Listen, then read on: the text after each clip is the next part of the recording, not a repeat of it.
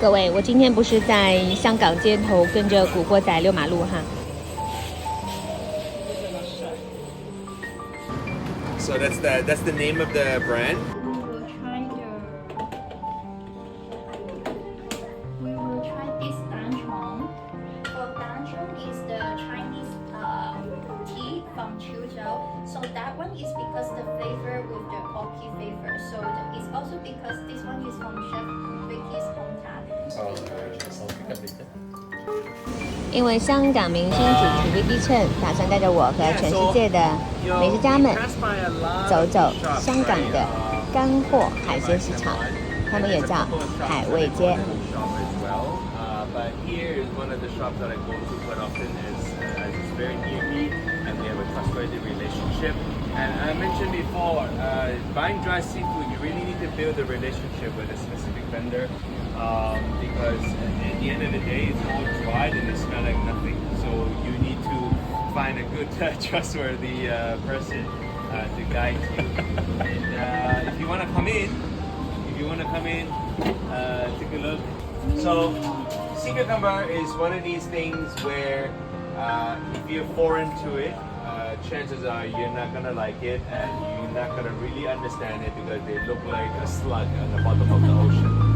So, sea cucumber, mainly the best ones are the spiky ones, and these ones generally are coming from Japan.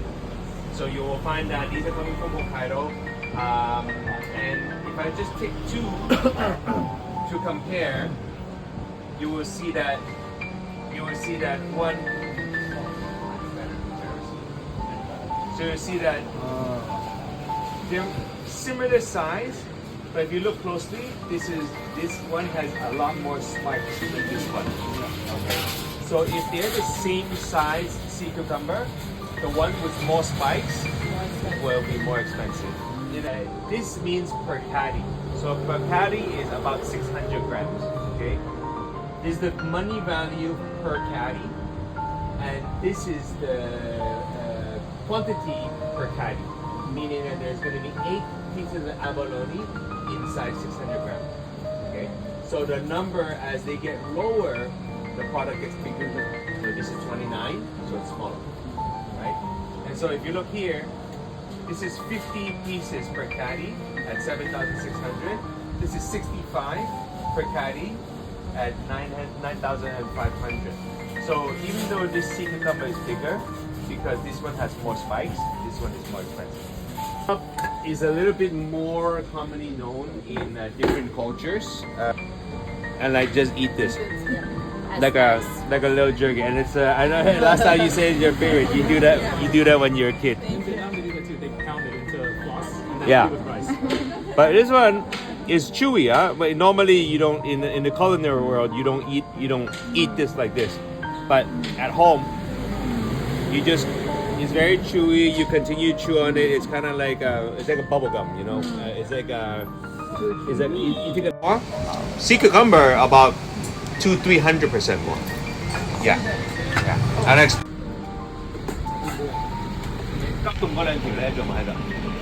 just curious, what's the I show you. So, sea cucumber is also sea cucumber. I talked about the Japanese one, which is this guy here. So if you look at it, this is actually the same as the one that I showed you. So if you don't mind to take one, it becomes like this. Wow. Yeah.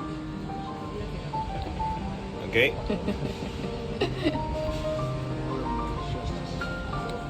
Yeah, it's like men. You need to.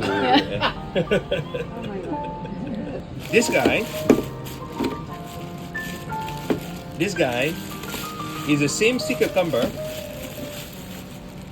Believe it or not, it's not from here. It's actually from this guy. Fish maw crash course. So this is the maw of the fish inside the stomach, and this would be the head of the fish, and it swims like this, right? And so this one is literally the same thing, only just cut open, flipped and dried. Okay, and it's considered an art form. How they open it, how nice it is, how perfect it is, and identified by specific craftsmanship of specific fish maw. So it's identified by its craftsmanship. So this one is crinkled up a little bit. This one is not cut open completely, so it has the attached top where it's like a similar looking thing, but this is specifically telling you that this is from a different fish. So that's in the olden days. That's how they tell. But again, I mean that's like the mindset of like olden day people. Like now, if you take the same thing and one do it like this and one do it like this, I think it's very easy to do, right? You know, like but then so in this is why I go back to like you need to find people that you can trust. Right? So Mr. Kwan just took out this book. So this maw came from about a 250 kilo fish. So that's about this guy here. So it's as big as a human. Is there a specific fish that they use? Yeah, for lunch today is coming from a sea bass family. Not the sea bass that you know, that we know, that we eat, but it's from a specific sea bass from Africa. So it's so big that actually the fish is not so good for eating because it's super tough and it's not known for the meat, but actually known for the maw. So this guy, when we rehydrate it, it's going to be about 3 times the size. So, you know, when it's still alive inside the stomach of the fish, you can imagine the fish is massive, just like this. And just so you know, fish maw is actually the swim bladder of the fish. So many people think that it's the stomach.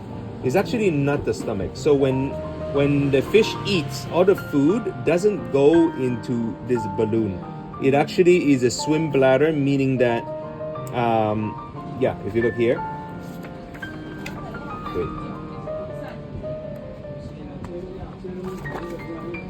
so if you look here, when you open up the fish, a lot of fish will have this. It's basically, and I don't know if you scuba dive. If you ever go scuba diving, you have a mechanism on your pack that allows you to float when you want to, and that's basically inspired by fish maw, believe it or not. So this fish maw is a balloon inside the fish that blows up when it wants to float in the ocean. So some of these fish are living in very deep waters, and for you to actually use energy to swim out, by the time you get up there, you're already like upside down, right? So they will use this mechanism. I guess God gave it this mechanism to blow up whenever you want to, and because of it is basically like 100% collagen, you know. So that's why Hong Kong people, Chinese people, they love it because of obvious reasons.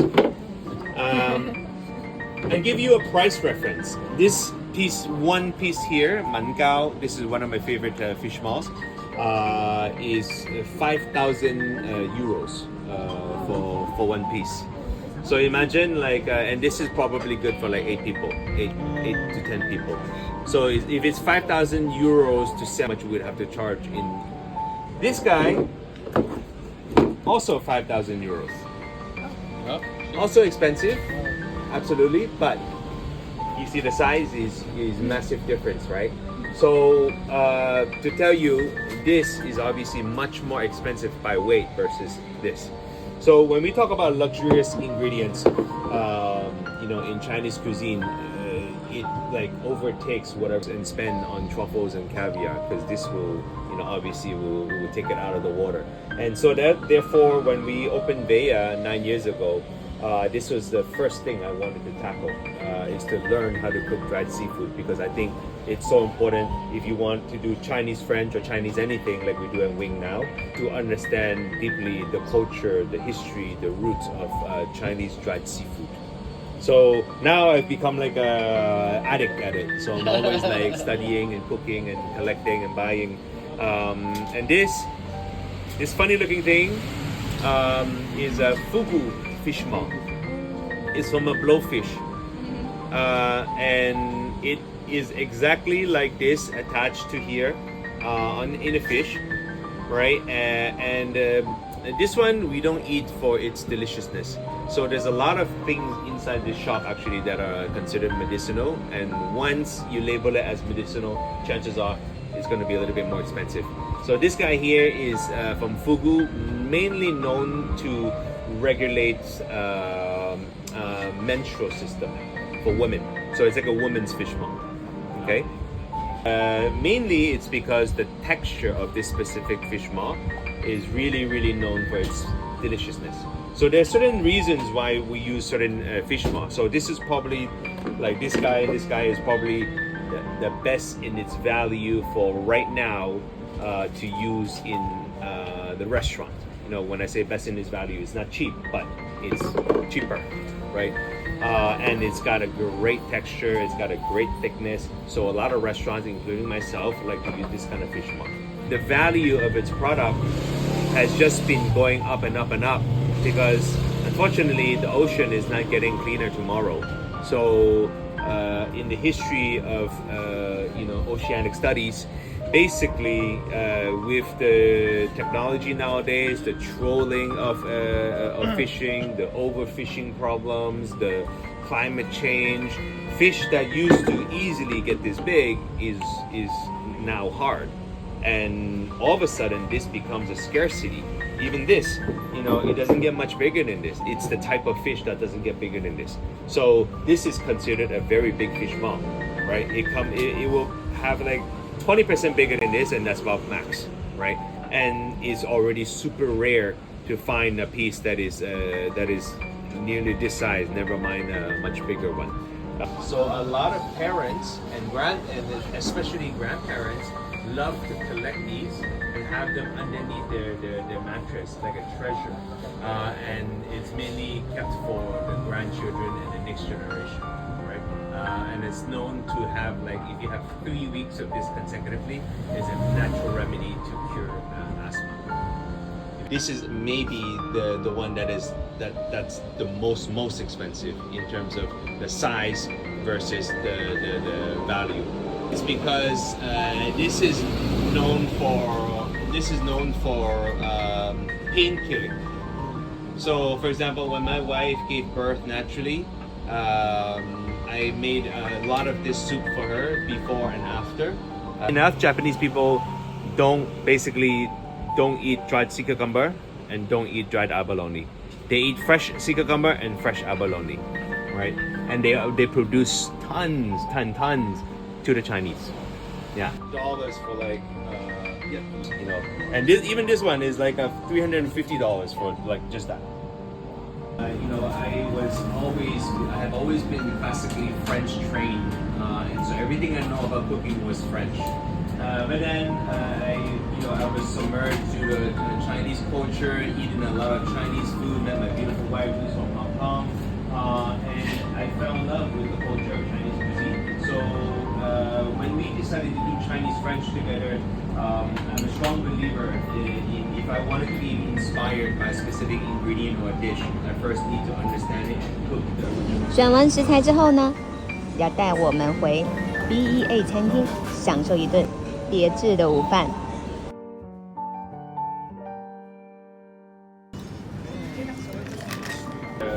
Seasoning and the maturation happens in France.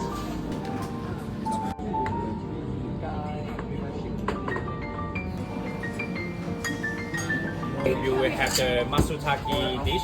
So this is actually the matsutake mushroom from Vietnam, and also together pair with a 2 years old preserved turnip, toy bowl. And then also this is a 20 years old preserved turnip. Yes.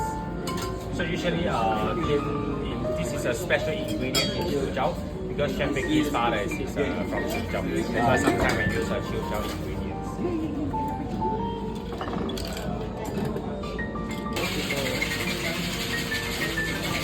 This is aged roughly 12 to 13 years fish maw steak, and then we follow the Chinese traditional way for the grooming process. And This. So the fish maw that is we're serving here has a little bit of lime, Campion lime leaf on top. To pair with it, this is a French-style fish maw. So you'll find some chives with a little bit of Ocetra caviar and crispy chicken. The sauce is basically it's an emulsion of collagen made from the braising liquid of this fish, which essentially is the essence of fish and an emulsion of butter. This is the blooming process for the dry sea cucumber. From day 0 to day 5, you will get with seasonal hairy crab ingredients or 法國黃酒啦。其實French yellow wine 同我哋中國嘅花雕酒咧，我都有幾分相似嘅。So this crispy sea cucumber has been stuffed with mousseline made with 3 types of crab. So there's snow crab, there's king crab, and there's also the roll of the hairy crab. And the sauce is made from the bodies of the crabs. Then beside like this bag, you have a little steam bun for the sauce at the end. And also you will find ginger vinegar. Together. It's a French. No, I like The endive actually has a little bit bitter.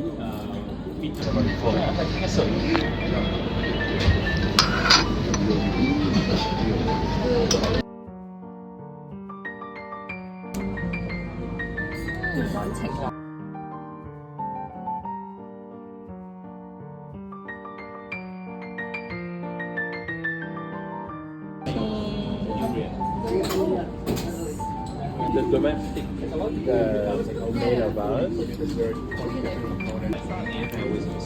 Truffle season, so instead of giving you a savory white truffle, I wanted to follow the path of what we did downstairs at Wing. We also gave you, not everybody, but we also gave some of you a white truffle dessert.